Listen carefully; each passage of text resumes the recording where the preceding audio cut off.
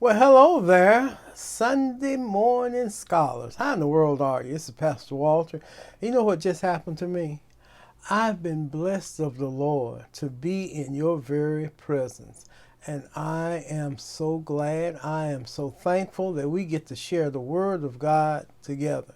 Our heart goes out in prayer, and during our time of our Word of Week, we will be actually in prayer concerning the people in Florida, in the Dominican Republic, and in Haiti, and in Puerto Rico, and in Nova Scotia. There are storms throughout the world. There are fires and there are wars.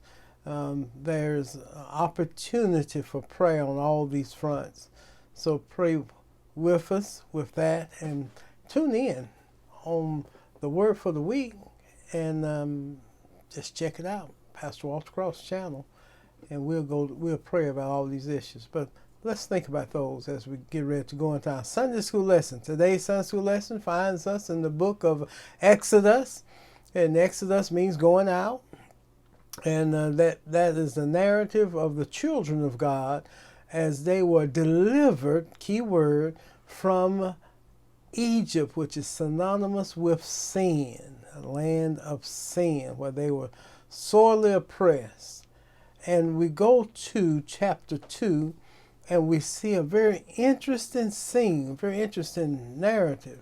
And I want to talk about for just a few moments, what does it take to be a deliverer? We have the opportunity to assist our own brothers and sisters, our own boys and girls, to be delivered from the sin that stains their existence.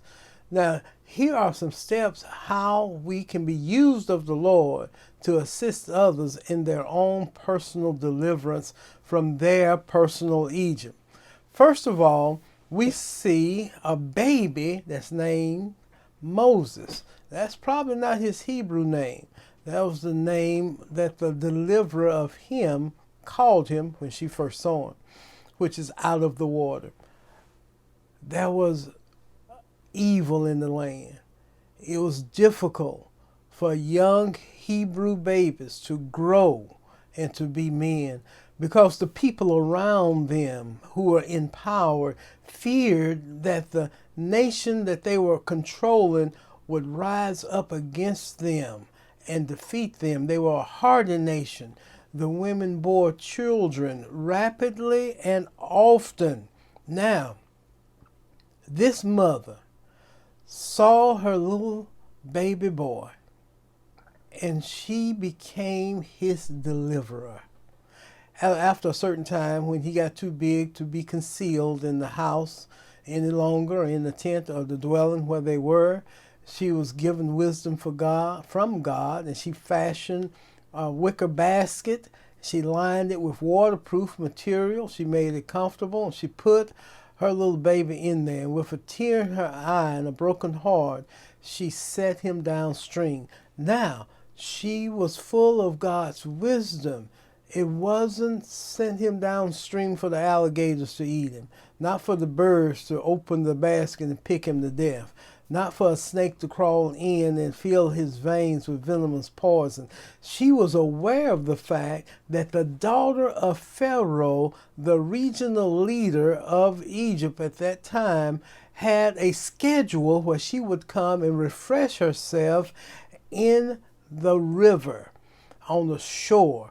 And she knew that there were many people out there of her servants watching for all these critters and vile animals that could attack them. So they would be scattered throughout the shoreline, watching, waiting, disturbing the water, because most animals that are waterborne or that live around the shoreline, when they hear the water being disturbed, they go a different direction. So they probably had poles that they would go in and sound the water, find the depths, and make sure that the snakes and alligators and creepy crawler creatures were not there to harm their lady that they were taking care of. One of them saw a basket moving along the shoreline in the reeds, and it probably was stuck there.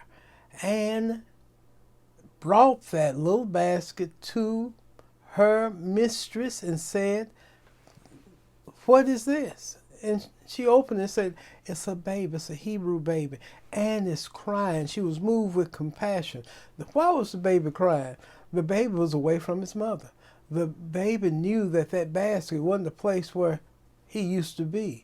He knew it was time to eat and wasn't any food on the menu. He knew he was in the wrong place, a different place, a confined place that he, even at 3 months of age, he was not used to. So it made him sad, made him anxious, made him cry.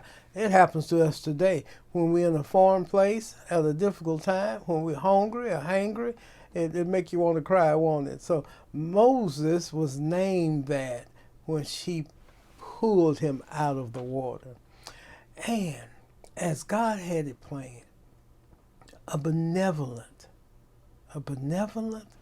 sister came and suggested to the princess, the king's daughter, "Would you like me to go over to the Hebrews, since it's a Hebrew child, and get one of them to be the nurse for the child?" She said yes, and took the child right to its own mother. Isn't God good? God got a plan. We need to quit planning. God got a plan. He has a destiny. We need to walk right into it. By faith, we need to walk with God. So one of the qualifications, I would say, for being a deliverer is have a deliverance story of your own. Has the Lord ever delivered you out of anything? You ever been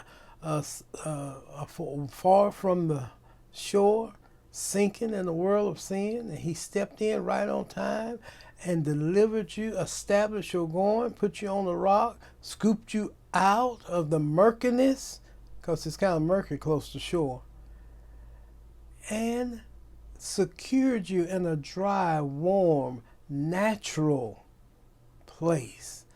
The Lord saved us, didn't He? So we have a deliverance story that we can tell. I would believe that the mother set him down for all the years that he remained with her and shared with him his deliverance story. Now he's delivered again out of the camp of the Hebrews, out of poverty, and finds himself in the palace as the daughter of Pharaoh raises him up to be a strapping young man. He had access to everything. In fact, he became part of the government of the king. And often he would walk among his people. Now he looked Hebrew. Now he had on Pharaoh's clothes. And he probably spoke like the Pharaoh, because as a child he probably picked up that dialect and accent. But something in his heart gave him the notion and the pull to identify with his native-born people. And one day he was walking among them in one of the labor camps, and he saw one of Pharaoh's men abusing one of his kinsmen. And this is where he stepped outside the will of God. Watch this. The Lord put this in our lesson today to help us. He stepped out of the will of God. He'd been delivered from drowning in destruction. He'd been delivered from poverty. But he walked out of that deliverance for a moment because of his passion. Watch your passion. You may be passionate over something that's very good, something that's very, very correct in your mind, in your thinking, but you have not prayed. We have not prayed to God before we act. We may be doing a good thing, but we may be doing it at the wrong time and doing it the wrong way. We may be saying something that needs to be heard, but we may be saying it in the wrong place, and we may be saying it to the wrong people, and we may be using the wrong tone. He killed a man that was the offender. That's not of God. I understand his passion. Me and you understand his passion. Seeing somebody being abused, they're powerless, nothing, he's a slave, nothing he can do about it. And I have the power. You know, I'm a young man, I'm strong. I'm from the Pharaoh's house. But then he thought about it. That's not going to go well with the Pharaoh. So he buried him in the sand. And don't you know, a lot of stuff we have buried going to come up again? Well, the next day he was walking again. and two of his own native brethren were having a discussion that escalated to violence. And he interceded and said, listen, brothers, y'all are kin. We got enough against us. Why y'all fighting each other? Well, one of them became indignant, looked at Moses with all of the garb of a prince. You wearing Pharaoh's clothes. Even though you look like you're Hebrew, tonight you're going to live in the palace and I'm going to live in this tent. Who appointed you a judge? I know you killed that man yesterday. You going to do the same thing with me? Immediately, Moses thought. And Moses said, I wonder if this got back to the big house. Well, his prophecy was fulfilled. When he got home, Pharaoh was red hot mad and made motions toward him that were murderous. So he had to get some gone. He got out of town. He went out to a relative's house, and the Lord was preparing him. See, the Lord delivered him again. He was guilty of murder, but the Lord delivered him from the consequences of his own sin. Won't he do it? He delivered him because Pharaoh actually had the authority to execute him for the act of murder. So he went out into the field. He met a kindly gentleman that he was related to, who took time over many years and taught him how to be an administrator, taught him how to be a leader, taught him how not to be consumed by his own passion. And then God assigned him to return to the people of God, confront Pharaoh, probably was a new guy in office, I don't know, and to deliver God's people from their plight. A new Pharaoh in town who was harder than the other one, and Moses went back. He went back not as a former slave, not as a former prince, but as a deliverer. My brothers and sisters, what I want you to talk about this morning, can God use me and you as a deliverer to assist in people who are struggling with addictive behavior, people who are imprisoned by sin, people who have yielded their life to the slavery of sin, people who just in trouble and don't even know how they got there? Can we be instrumental in bringing deliverance to people who are just down under? First of all, we need to have a deliverance story. We need to recognize the fact that the Lord saved us to save somebody else. Amen. And we need to recognize when we have allowed our passions to subdue us, that we need to deal with that anger and that passion. We need to let the Lord set us down and train us. He'll send us the right people so we can subdue that passion, and then he'll reassign us to do the work of the Lord according to his word and according to his way. Isn't that wonderful? That's your lesson for today. God bless you. Check out Anticipated Worship. I've seen several of you there. I appreciate it. And give me a thumbs up in a comment. I just love you when you do that. You know, I love you if you don't, but I really appreciate it when you do it. And also look up the Lonsdale Sunday morning worship. It's under Anticipated Worship, and Martin is under Martin Chapel United. That's all for now. Pastor loves you. The Lord wants to use you to deliver somebody else. Take care now. Talk to you soon.